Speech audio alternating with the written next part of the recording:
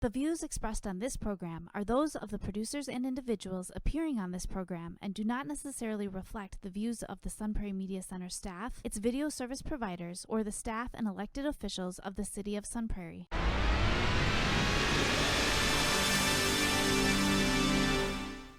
Why, hello there, and welcome to Real Reviews. My name is Jameson Rabbit, and this week, I've got a friend joining me to talk about movies. You know him, it's Michael Seleskie. Welcome to the show, sir. Good to be back. It's always a pleasure to sit here and talk movies with you. It is. You know, and you and I have had a weird hit rate. I feel like oftentimes I give you some really terrible movies to watch. I feel that too, but I also feel like you give me some stuff that I'm really excited to watch. And I feel like this week might be a decent week compared to others. No, I think we have some good options here. We don't have a Stallone movie. You missed that by a week. Ooh, I'm sorry. What a shame. Great Stallone movie. I do a good Stallone. Oh man, I have been doing one for the last week since watching that terrible movie. But let's move into what we do have to talk about this week. We have a bunch of movies on the marquee. We are blessed with 3 movies in theaters for this week. So I'm going to get us started with the first one from director George Miller. We have 3,000 Years of Longing. This is George Miller's first film since Mad Max Fury Road way back in 2015. This film stars Tilda Swinton as Althea. Dr. Althea, she is an academic seemingly content with her life, a woman of reason. She is brought to Istanbul to attend a conference where she finds a small glass jar in a small shop. When cleaning it, she unwittingly unleashes a djinn, a giant creature whose sole purpose is to grant her 3 wishes. Wishes that must come from her heart. But this is no Aladdin tale because she is a woman of reason. She knows the cautionary tales of how interactions with jinns and wishes backfire on people, and she's skeptical, which leads to this magical creature sitting in her hotel room recounting how he ended up here. And it's a film full of wonder and kind of grounded by these 2 performances. It's really more or less a 2-person film. A few people in these flashbacks, but a lot of it is just spent in this hotel room with Tilda Swinton and Idris Elba, who plays the djinn. She has a great quote at the beginning of the film where she says something along the lines of, mythology is what we knew back then, but science is what we know now to be true from painstaking work. And that's a lot of that is dealing with mythology and science. And I felt like it was just a film really about storytelling, about the beauty of storytelling and storytelling and how that shapes people and shapes myths, and how, you know, as Idris Elba explains why he needs her to wish for 3 things, they must be from her heart's desire, why I have to grant you these wishes.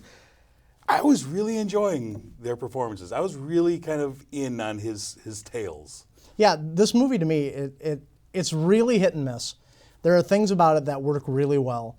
I think you're right. The stuff where they're in the hotel room, where you've got Idris Elba monologuing and you've got Tilda Swinton playing off him, I think they work really well together. Mm-hmm. I love the sound of their voices. Yes. I really enjoy the flashbacks.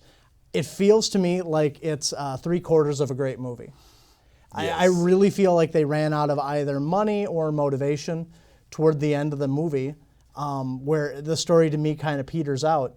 But the fact that it's a story about telling stories, and the fact that Tilda Swinton's character is, I think she describes herself as a narration several different times, where she's an expert on narrative, on storytelling.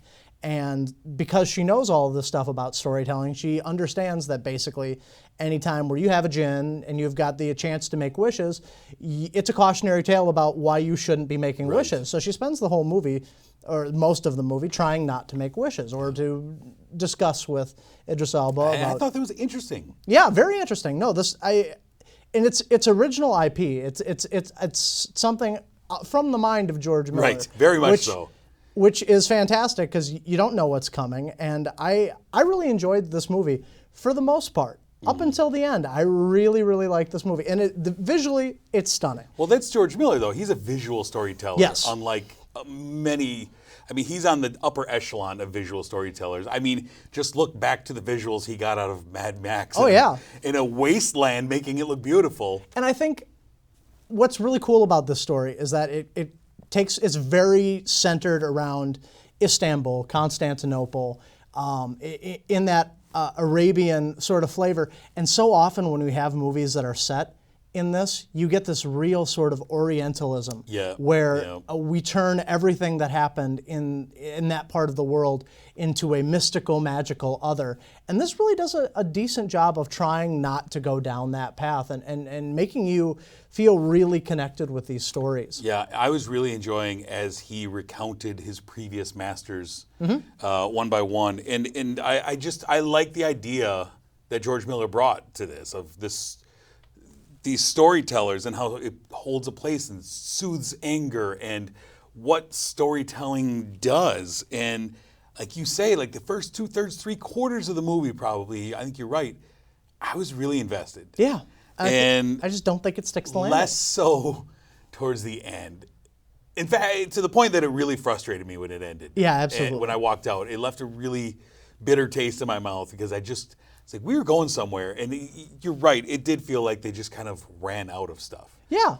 But I do appreciate that at 77, George Miller's still out there taking swings with original ideas. Yeah, and A24 is the studio to put this sort of thing on. Yeah. And I think they did a wonderful job. Like I say, it's beautifully shot. If you get the opportunity to see it on a great big screen, and you've got the time, absolutely go do it, because it's absolutely gorgeous visual storytelling. Yeah. I don't think you'll be disappointed with any of it, really, until maybe the last 10, 15 minutes. You let two great actors just act. Yeah. Do their thing. It does feel like almost like a one-scene production where you see in a lot of great like plays and that sort of thing, but it's just beautifully well done. Yeah.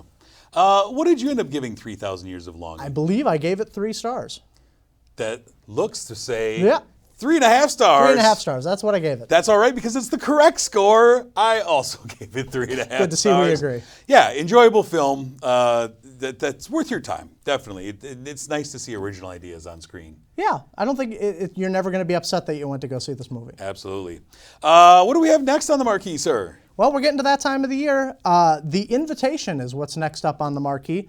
The Invitation is a horror/gothic romance movie wherein our main character, Evie, played by Natalie Emmanuel, best known for her work on Game of Thrones, plays a struggling server in New York City. Recently orphaned and without family, she decides to take a DNA test. And when her results come in, a long-lost relative reaches out and invites her to a wedding in England, where she'll have the chance to meet all of her family. When she arrives at the large country estate, she's caught off guard by the stuffy English manners and charmed by the lord of the house, Walter, played by Thomas Doherty. From here, it's pretty cookie-cutter affair of creepy setting, aloof family members, and if I'm being honest, a not terrible rags-to-riches romance story before the wedding takes place, and then the plot really gets going in earnest. Is this the horror movie of the year? No, absolutely not. Is the plot terribly surprising?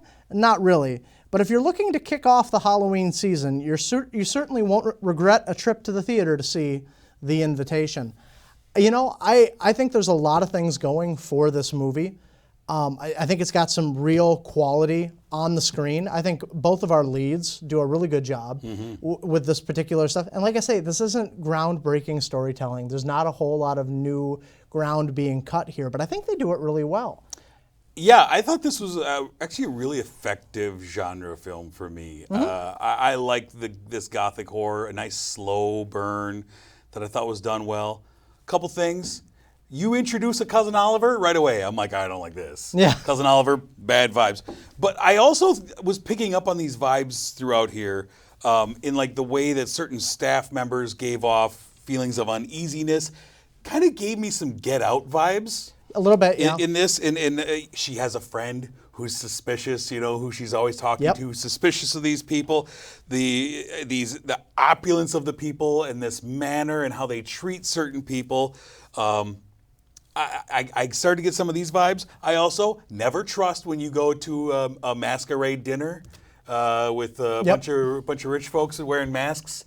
I don't trust that. But I thought the character of Walt was really charming.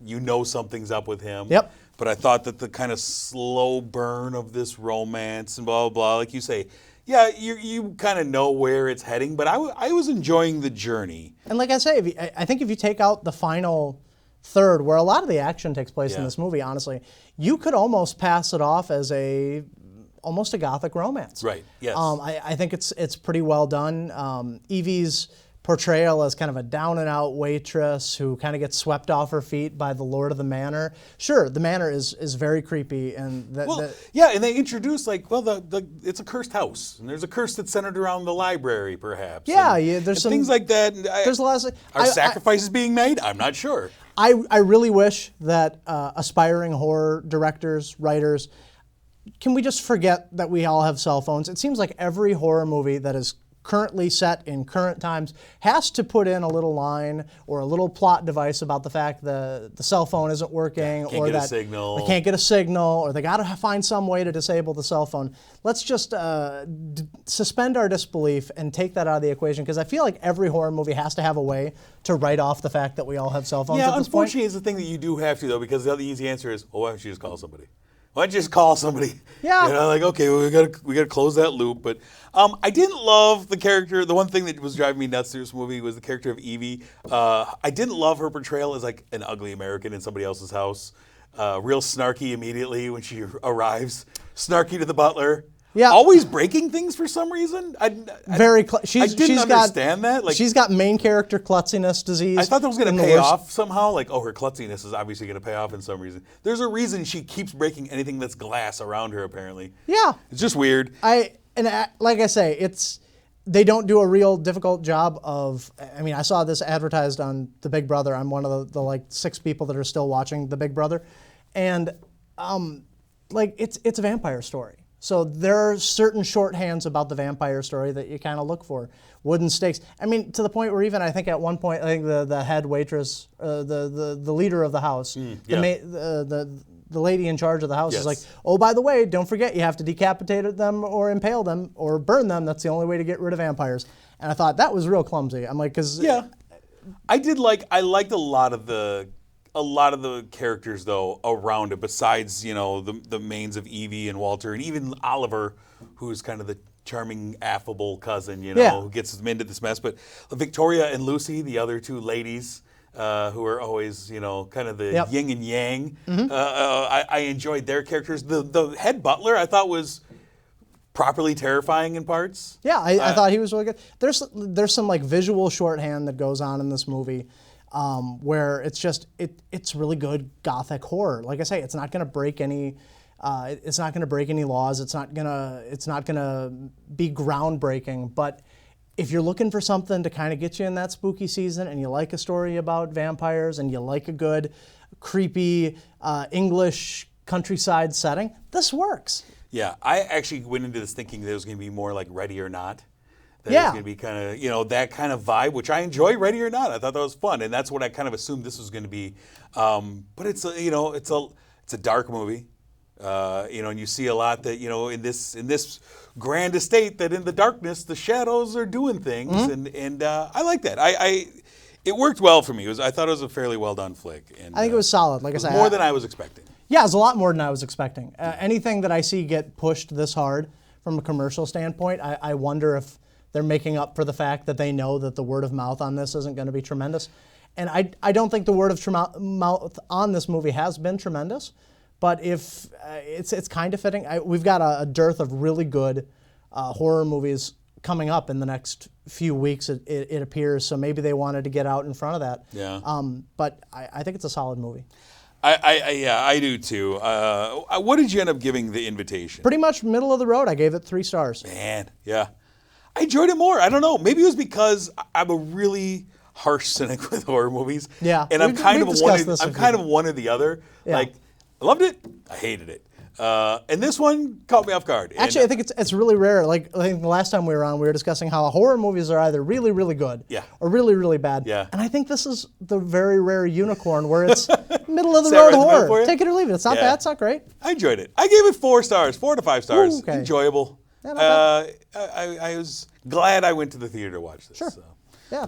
As opposed to some other movies. So, all right, let's get to our last film that we have on the marquee this week. It is a film that is playing in theaters and also streaming.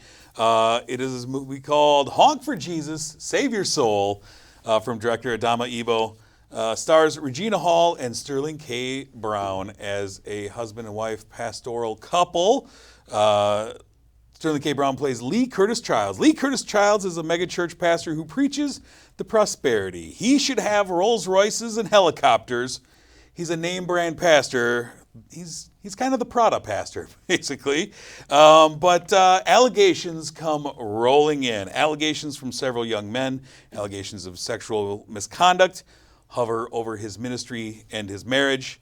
While he preaches fire and brimstone against homosexuality from the pulpit, he's secretly having some relationships with some young men.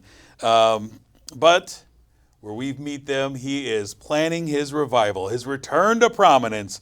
And the person responsible for all the heavy lifting in this is, of course, his wife, played by Regina Hall. She's trying to keep the strong, smiling face as they try and relaunch their church, planning an Easter relaunch. They also find jealousy for an up-and-coming pastoral couple nearby who is also planning on launching their new church on Easter Sunday, and they've been siphoning off some of the church members. But what this film really is, it's about Trinity, Regina Hall's character. It's her film.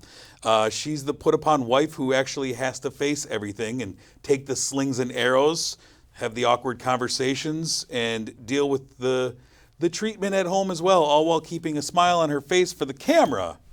We see some cracks in the facade, but speaking of the camera, a large chunk of this movie is shot as like a mockumentary, like a documentary style, to the point where you have crew members just off camera talking, and it's them talking like talking heads directly to the lens.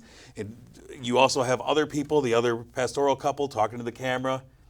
And then at some point in the movie, they switch, and it becomes more of your narrative storytelling film. Although it does come back to it. I mean, there are a couple scenes where they couldn't possibly have gotten, there couldn't have been the floating documentary camera in front of the car. This is one of my pet peeves. Yes. This is my pet peeve in found footage movies. Explain to me why there's a camera on you.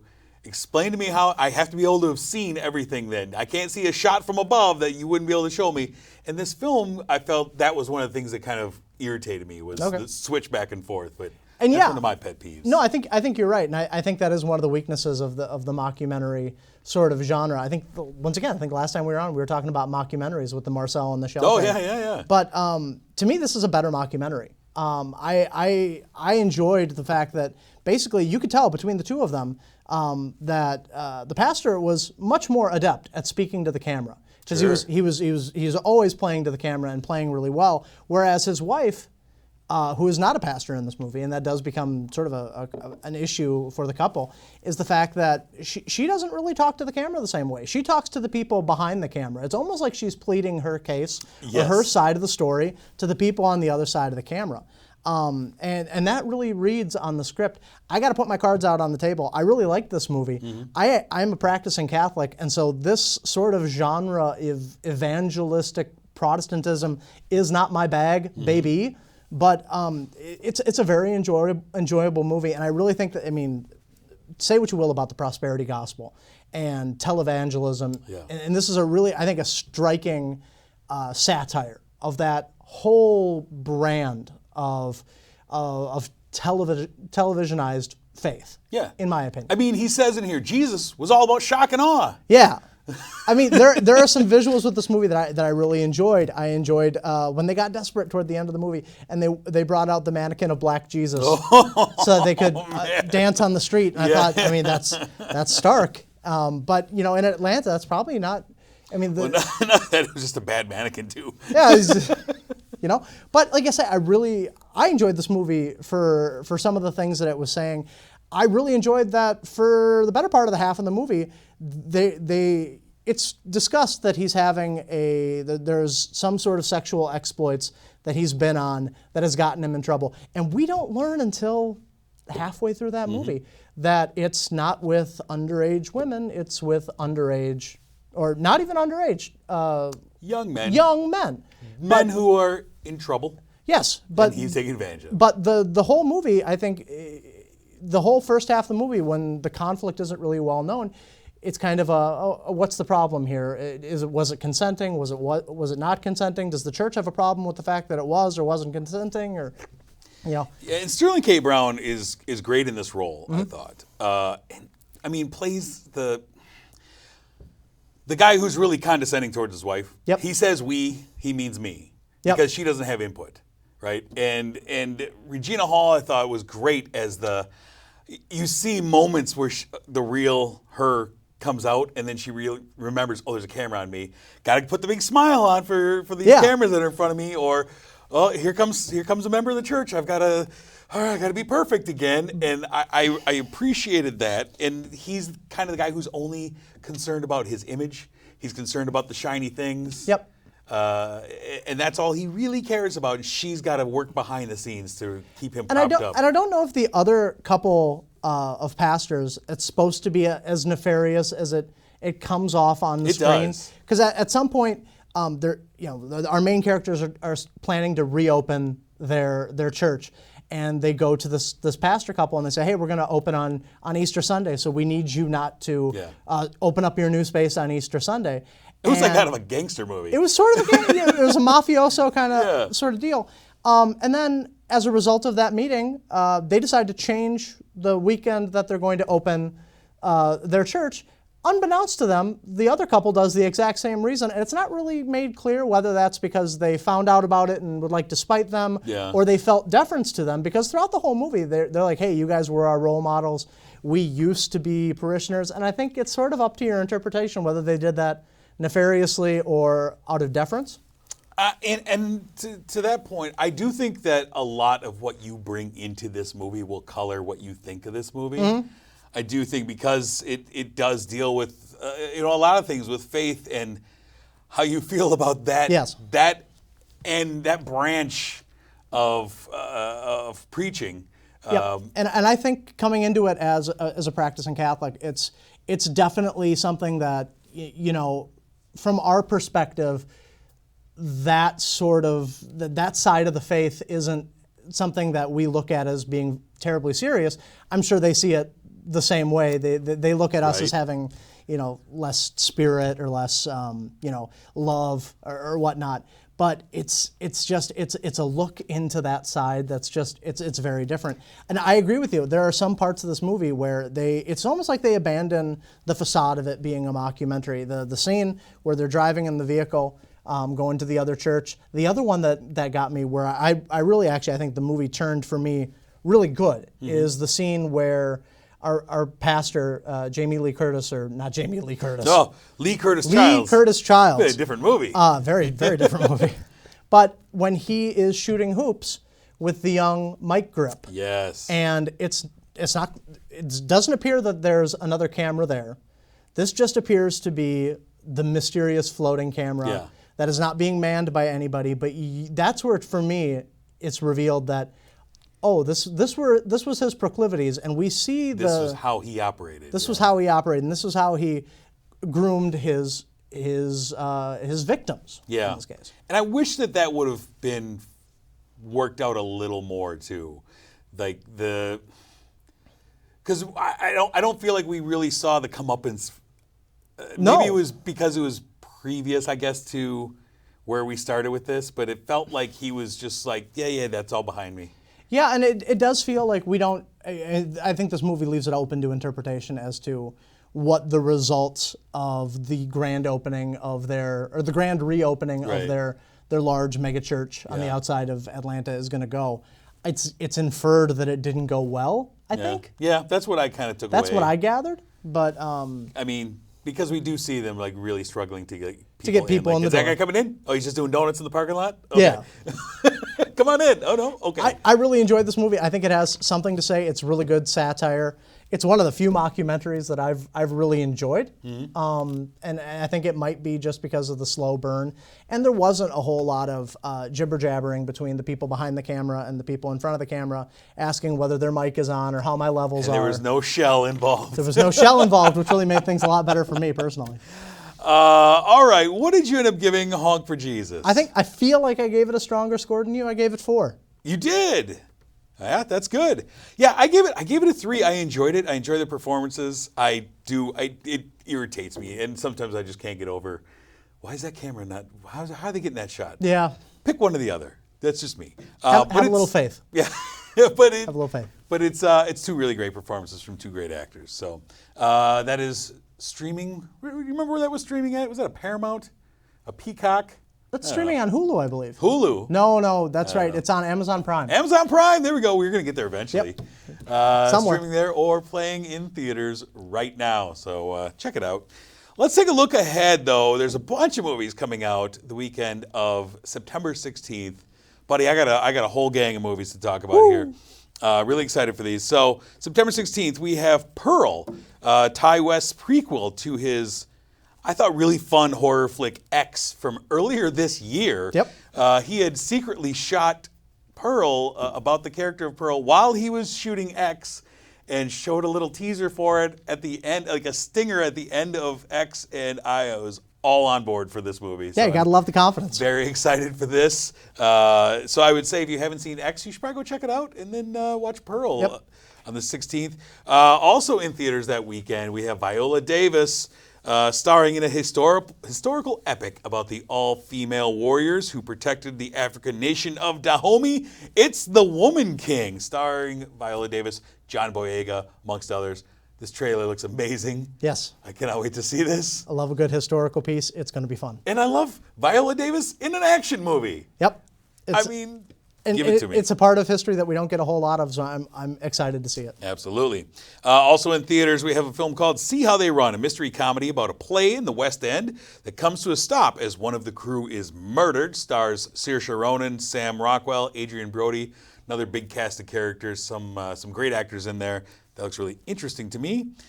And then also, finally, on the big screen that weekend is Clerks 3, a return to the View Askew universe for a very meta story about the boys at the Quick Stop. I'm very excited for this as well. Kevin Smith returns back to Red Bank to give us another movie. I wasn't even supposed to be here today. That's right. Looks great. And it looks like it has a very short 1-week run in theaters, so run out to see it when it comes because it's going to be there and gone. Absolutely. Over on streaming that weekend, we also have Goodnight Mommy, about twin brothers who arrive at their mother's house and begin to suspect something isn't right. Stars Naomi Watts. It's a remake of a great 2014 Austrian flick of the same name. This will be over on Prime. I saw the original and really enjoyed that. I feel like we don't need to remake everything, though. No. And then lastly, over on Netflix, we have a film called Do Revenge, which is a comedy about 2 women who agree to go after each other's bullies. Stars Sophie Turner and Maya Hawke, kind of a strangers on a train type of scenario, starring two of our big young actresses right now. And that's going to be over on Netflix. Before we go any further, though, we want to thank our sponsor, Marcus Theaters, the Palace here in Sun Prairie. That is where I will be seated watching all of these films that I just talked about. We do appreciate you sponsoring this program. Little heads up, we are going to take our show on the road this month for an episode back at the theater. Have our good friend Tom Reichelt on there with us, joining us, and get a look at what the Palace has been up to and what they have planned for us this fall, so stay tuned for that. But we want to thank them for their continued support.